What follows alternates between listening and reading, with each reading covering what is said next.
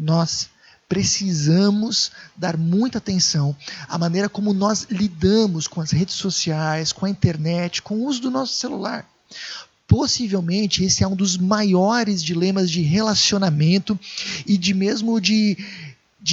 administração de tempo da nossa geração. Bom, por isso nós estamos então realizando esse ciclo de mensagens aqui com o título O Dilema das Redes. E, aliás, esse título ele foi tirado de um documentário da Netflix que tem exatamente esse mesmo título, um documentário muito interessante que levanta algumas problemáticas sobre o uso das redes sociais e da internet. Aliás, recomendo que você assista esse documentário. Tem uma frase que em especial me chamou muita atenção. Diz assim, ó: existem duas indústrias que chamam seus clientes de usuários, a de drogas e a de softwares. Você já parou para pensar nisso? É algo bastante sério. É uma frase muito impactante que tenta nos alertar e chamar a atenção para a forma como as redes sociais têm prejudicado as nossas vidas, como muitas vezes ela tem nos afastado de pessoas que nós amamos e como ela tem também desequilibrado a nossa agenda. Não acho que nós não podemos usá-las, mas que nós precisamos refletir com profundidade para que a gente aprenda a fazer um bom uso delas, e isso com toda certeza. Bom, um dos dilemas que nós enfrentamos quando nós usamos as redes sociais é o ambiente de conflitos que as redes sociais têm se tornado. A gente sabe que as redes sociais são um ótimo veículo de troca de experiências e de manifestação de opinião, e nisso não tem nada de errado. Mas fato é que muitas vezes a gente faz mau uso disso e tem dado espaço a discussões extremamente destrutivas. As redes sociais têm se tornado cada vez mais um ambiente de intolerância, ou seja, dessa incapacidade de nós convivermos com pessoas com opiniões diferentes da nossa. E um ambiente de polarização, quando nós temos duas opiniões diferentes, sem meio termo entre elas, vamos pensar assim na posição A, na posição B, sem nenhum intermediário, e a gente vê, se eu sou da posição B, quem é da posição A como inimigo. Isso se chama polarização. As redes sociais estão cada vez mais um ambiente de discussões destrutivas, intolerância e polarização, sobretudo quando o assunto é política. Mas vamos ser bem sinceros, nem só o ambiente digital ele está contaminado com esse tipo de coisa. Muitas vezes o nosso lar, a nossa família, ou mesmo talvez o nosso ambiente de trabalho, ou quem sabe até a nossa vizinhança, pode, se nós não cuidarmos, se tornar um ambiente de discussões, de intolerância e de polarização. Por isso, hoje nós vamos responder a seguinte importante pergunta: como resolver conflitos de opinião? Que pergunta importante, não é verdade? Quer saber um pouquinho mais? Eu peço que você me dê alguns minutinhos do seu tempo, porque essa reflexão pode fazer uma grande diferença na sua vida. Como resolver conflitos de opinião? Bom, eu vou citar inicialmente uma frase de Jesus Cristo, que está registrada na Bíblia em Mateus capítulo 7, versículo 1 e 2. Diz assim, ó: não julguem para não serem julgados, pois vocês serão julgados pelo modo como julgam os outros. O padrão de medida que adotarem será usado para medi-los. Bom, essa sem dúvida é uma das citações mais conhecidas de Jesus, quando ele fala para nós não julgarmos, mas também é uma das mais mal compreendidas. Julgar não é chamar a atenção de alguém que está cometendo um erro. Muitas pessoas acreditam nisso. Por exemplo, você percebe que uma pessoa que você se importa está cometendo decisões ruins, está gerenciando mal a sua vida, e você vai tentar mostrar isso para ela. E rapidamente essa pessoa diz para você: não me julgue. Posso dizer para você com toda certeza, não é isso que Jesus está se referindo, até porque em outros momentos a Bíblia nos pede que nós não só podemos, devemos chamar a atenção de uma pessoa que está errando, sob pena de, se nós não fizermos isso, estarmos sendo coniventes com a situação e também responsáveis por ela. Bom, o que Jesus então está falando? Para Jesus, julgar é uma acusação feita a alguém com o intuito de condenar, isso é bem importante, não de ajudar, em uma postura de superioridade, não de amor. Deixa eu explicar isso de uma maneira bem didática para você. Jesus tira essa palavra, julgar, obviamente, do ambiente jurídico, onde nós temos uma pessoa sentada na cadeira dos réus, sendo julgada e acusada por alguém que naquele momento tem uma posição superior. Se fosse no nosso caso, seria um promotor de justiça, que tem a finalidade não de ajudar em primeiro lugar, mas de condenar aquela pessoa. Aí Jesus está olhando para o seu ambiente religioso da sua época e está vendo pessoas que iam frequentemente no templo, na igreja, olhando para as outras, acusando essas pessoas, sem qualquer intuito de ajudar, mas justamente com o intuito de diminuir, de expor, de humilhar, e se colocando numa posição superior, como se elas não tivessem erros, como se elas não tivessem também problemas. E Jesus está dizendo: o que vocês estão fazendo? Vocês estão lidando com a situação, com outras pessoas, como se vocês estivessem no tribunal, como se vocês estivessem julgando elas, como se vocês fossem o promotor responsável por acusar e condenar essas pessoas. Em vocês não tem nenhuma postura de amor, de cuidado, de igualdade. Entende? É a isso que Jesus está se referindo. Se a gente for colocar, por exemplo, esse conceito então de julgamento para o nosso ambiente familiar, o que isso significa?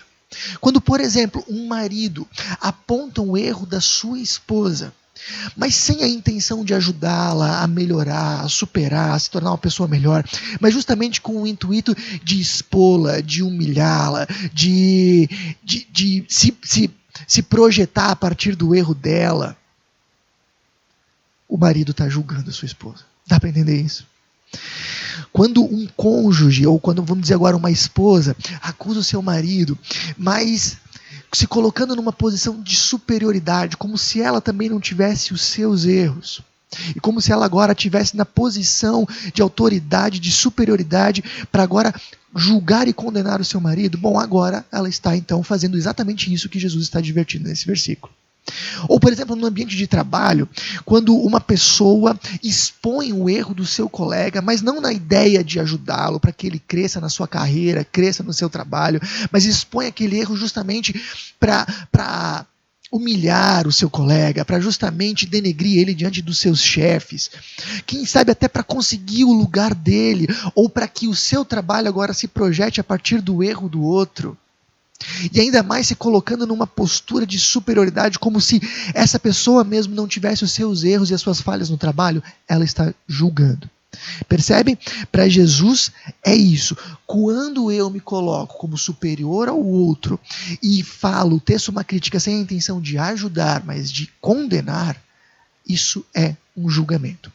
No ambiente digital, isso significa que eu vou postar algo, ou que eu vou comentar algo, não para contribuir com a ideia, não para enriquecer a discussão, mas justamente para confrontar o outro. E não me colocando numa postura de igualdade, como se eu também tenho os meus erros, e como eu também posso estar percebendo a questão de uma maneira distorcida. Não, me colocando como uma postura de superioridade, sem a menor chance de eu estar errado. Isso é julgamento. E eu posso dizer para vocês que tem muitas e muitas pessoas que querem seguir a Jesus, querem realmente refletir a vontade de Jesus na sua vida, mas caem nesse que foi uma das principais ordens que Jesus nos deixou. Bom, uma outra coisa que eu preciso dizer para você, e que é muito importante, eu tenho acompanhado pessoas nos seus relacionamentos nos últimos 12 anos. E eu posso dizer para vocês com absoluta segurança que uma postura de superioridade envenena qualquer tipo de relacionamento. Não existe nenhum relacionamento de casamento, de pais e filhos, de trabalho, de vizinhança, de amizade, seja lá qualquer que for, que sobrevive a um sabe-tudo, que sobrevive a um dono da verdade, que sobrevive a uma pessoa que acha que tem todas as respostas e que tudo o que precisa acontecer para os relacionamentos funcionarem é que os outros a ouçam. Ah, se a minha esposa finalmente me ouvisse, se ela finalmente reconhecesse que eu estou certo, o nosso casamento ia. Isso é uma postura de superioridade e envenena qualquer relacionamento. As pessoas simplesmente têm alergia a esse tipo de postura. Isso nos traz aversão. Não existe relacionamento onde uma pessoa adota essa postura de superioridade que sobreviva. E é interessante como já no versículo seguinte, no versículo número 2, Jesus já destrói essa ideia, quando ele diz, o padrão de medida que adotarem será usado para medi-los. Jesus está dizendo assim, olha, se vocês fossem cobrados da maneira como vocês cobram os outros, sabe o que ia acontecer com vocês? Vocês não iam passar. Porque vocês não são melhores do que os outros. Todos nós estamos em nível de igualdade. Isso é bem importante. Mas sabe o que é interessante da superioridade? É que nós normalmente não percebemos elas em nós mesmos. Até hoje, eu nunca vi uma pessoa que admitisse, não, pensando bem, eu trato os outros com superioridade, eu sou um baita de um arrogante. Nunca vi. Mas é algo que normalmente a gente coloca nos outros, a gente vê nos outros, o fulano de tal é isso, é aquilo. E talvez tenha acontecido com você que enquanto nós estávamos conversando sobre isso há pouco, alguns segundos atrás, você pensou em alguém e não em você mesmo. Perceber uma postura de superioridade em nós é algo muito difícil. Mas Jesus aqui nessa passagem nos ensina a fazer isso de uma forma bem clara e objetiva. Olha só, nos versículos seguintes. Por que você se preocupa com o cisco no olho de seu amigo, enquanto há um tronco em seu próprio olho? Como pode dizer a seu amigo, deixe-me ajudá-lo a tirar o cisco de seu olho, se não consegue ver o tronco em seu próprio olho? E hipócrita, olha só, primeiro livre-se do tronco em seu olho, então você verá o suficiente para tirar o cisco do olho do seu amigo. Esse também é uma metáfora que Jesus usa que é muito, muito conhecida, mas também muito mal utilizada. Muitas pessoas utilizam esse mesmo argumento também para se defender de críticas. Alguém vai lá, faz uma crítica, aponta o erro e a pessoa prontamente responde, tira primeiro a trave do teu olho para depois vir falar comigo. Mas repara, não é isso que Jesus está falando. Se Jesus quisesse usar esse argumento para defender as pessoas de críticas, ele teria dito, olha, você tira o tronco do seu olho e deixe que o seu amigo tire o cisco sozinho, ele mesmo. E eu acredito que muita gente lê esse texto assim, mas não é isso que Jesus está dizendo. Jesus está dizendo, tire o tronco do seu olho e ajude o seu amigo a tirar o cisco. Ou seja, Jesus não está dizendo que nós não podemos falar nada. Mas ele está dizendo que nós só podemos falar do erro do outro quando nós estivermos também dispostos a perceber o nosso. Ou seja, a gente não pode ter uma postura de superioridade. Jesus está dizendo, nós só podemos falar se nós também estivermos dispostos a ouvir. É isso.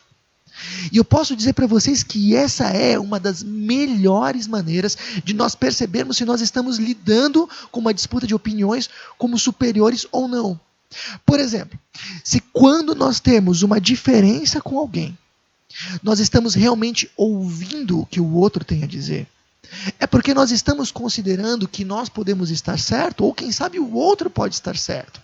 Quem sabe o outro pode estar errado, mas quem sabe eu também posso estar errado. Aí sim, eu estou olhando para o outro com igualdade. Mas, isso aqui é bem importante, quando o outro está falando, colocando a sua opinião, e eu não estou realmente ouvindo ele, mas naquele momento eu estou só pensando no que eu vou responder, pensando qual vai ser o argumento que eu vou usar para finalmente convencê-lo que a minha opinião é a melhor, significa que eu não estou considerando que eu posso estar errado.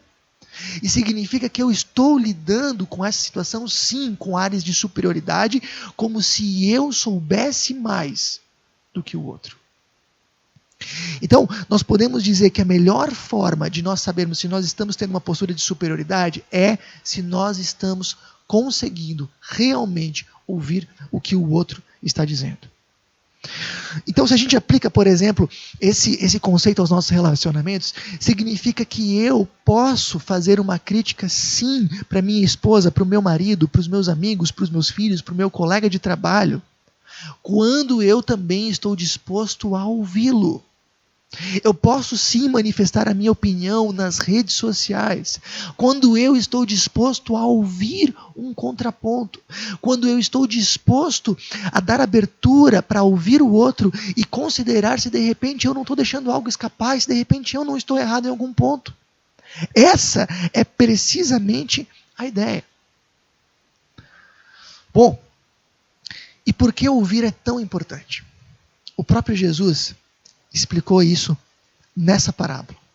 O que Jesus está dizendo, perceba como isso pode ser perturbador, é que nós somos capazes de reparar num cisco no olho de outra pessoa e não perceber um poste no nosso. Sabe, Jesus está dizendo que nós não temos uma natureza absolutamente imparcial. Jesus está dizendo algo que a Bíblia também explica em outros pontos. Nós, todo ser humano, nasce desconectado de Deus, com um relacionamento com o seu Criador rompido. Isso a Bíblia chama de pecado. Esse rompimento de relação entre nós e Deus, a Bíblia chama de pecado. E o pecado faz com que nós tenhamos uma tendência egocêntrica, egoísta, que a gente olhe para os erros dos outros com uma lente de aumento. Que a gente é absolutamente rigoroso com os demais, mas os nossos erros muitas vezes nós podemos deixar passar, e aliás grandes erros podem passar despercebidos por nós. Entenda isso. O que Jesus está dizendo aqui é que você pode ter erros grandes na sua vida, que com o tempo podem prejudicar imensamente o teu casamento e até te levar a um divórcio. Que você pode ter erros grandes na sua vida, que pode, com o devido tempo, afastar o coração dos seus filhos. Que você pode ter erros grandes na sua vida, que pode afastar amigos e complicar enormemente o teu ambiente de trabalho, e você absolutamente não repara. Que você pode ter erros grandes como um poste, que te afastam de Deus. E você realmente, honestamente, não percebe, por causa da sua natureza pecadora. Sabe, se eu penso nisso, eu me sinto perturbado. Eu fico pensando, poxa vida, eu posso estar deixando escapar coisas realmente importantes. Qual que é a solução?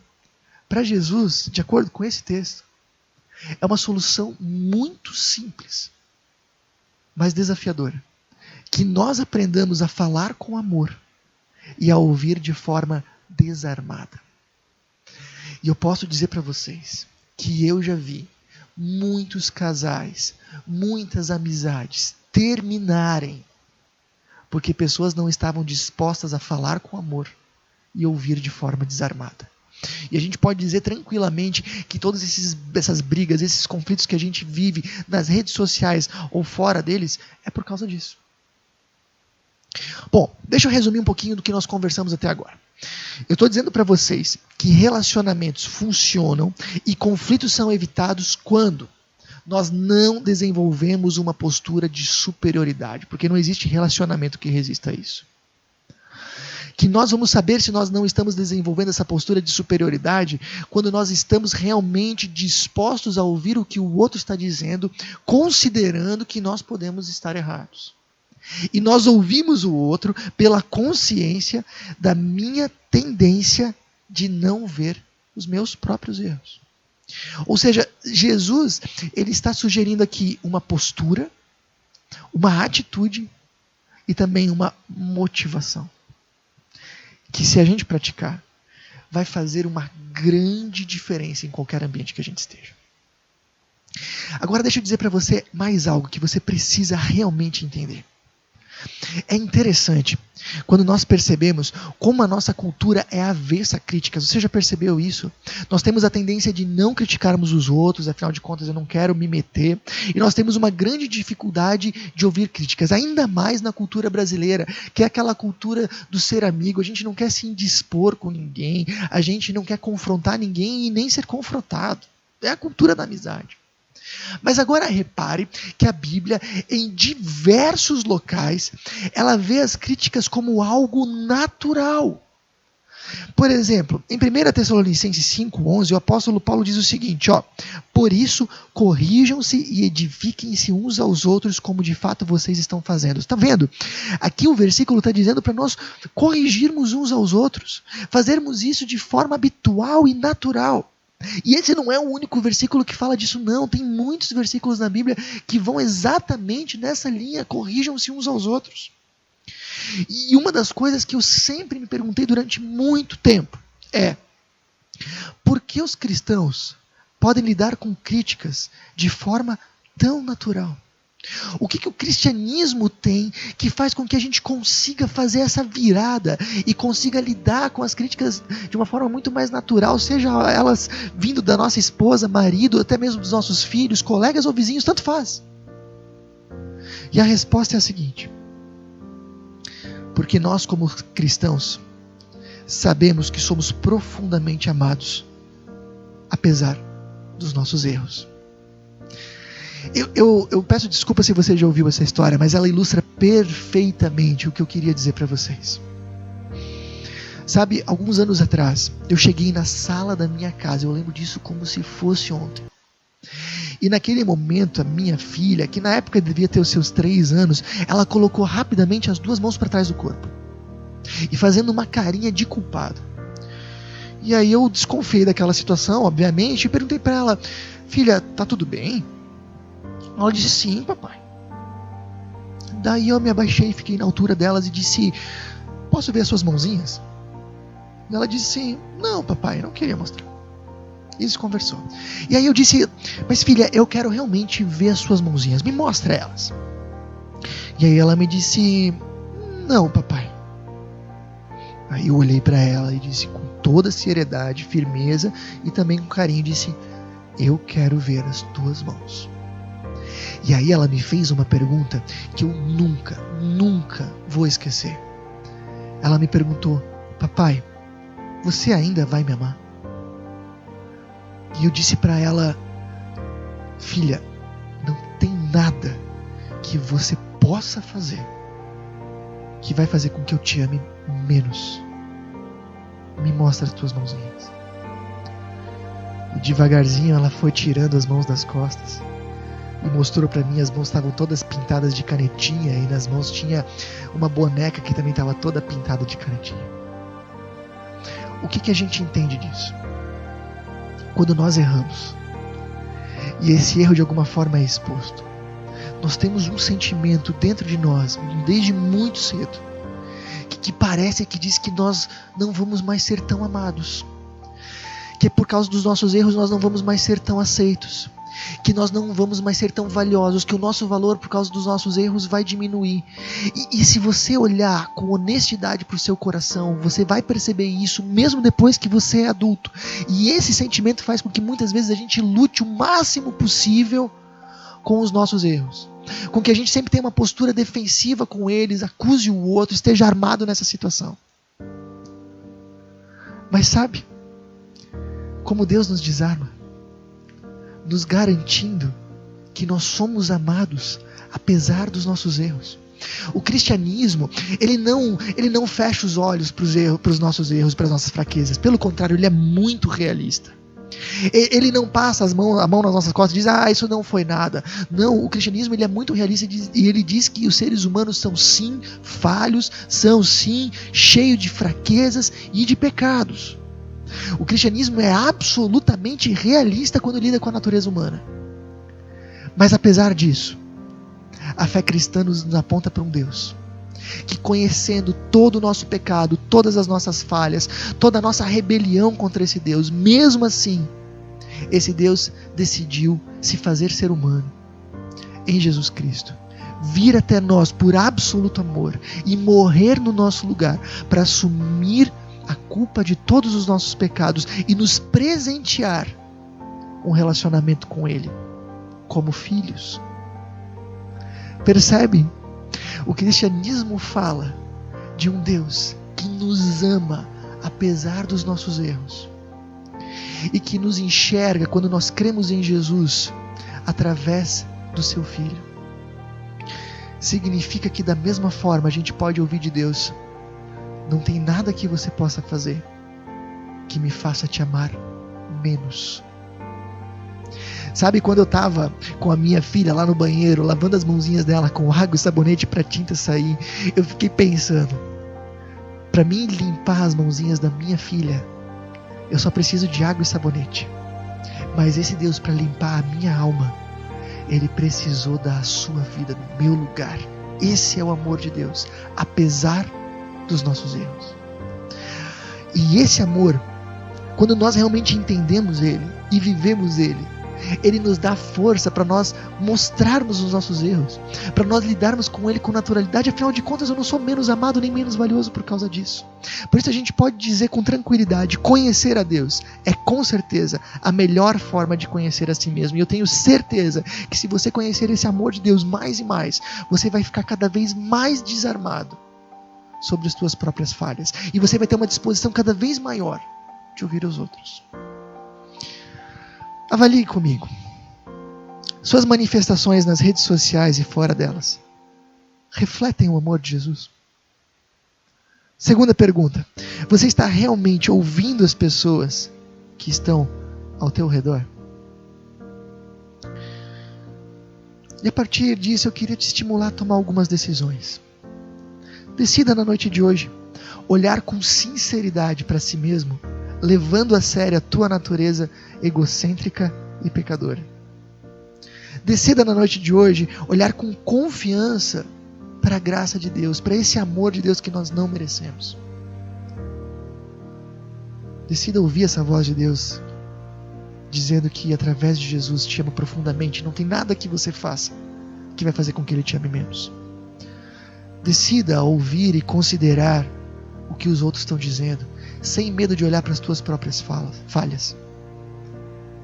E decida falar com os outros com amor, não com superioridade.